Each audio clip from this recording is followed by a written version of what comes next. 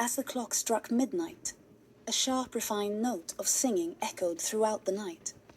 Only those with keen ears could detect the subtle vibrato in the voices that joined in harmony. In the shadows of Greyland Park's neighboring shipyard, wooden crates were stacked haphazardly, their dark forms swaying and dancing in the dim light. They provided perfect hiding places for any lurking demons, who watched with avid interest from their concealed perches.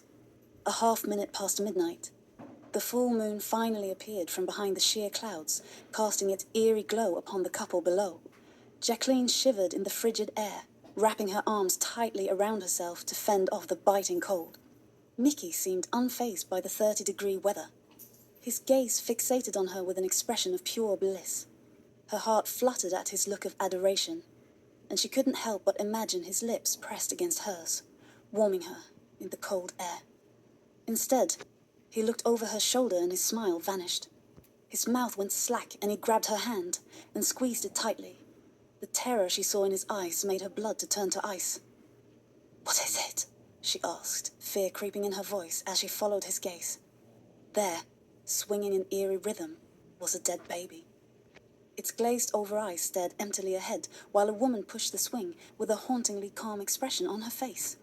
The sight was enough to make their blood run cold. A tragic display of death and delusion. The baby was dead.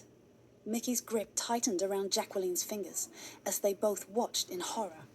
The furious beat of their hearts matched the rhythm of the swinging chains.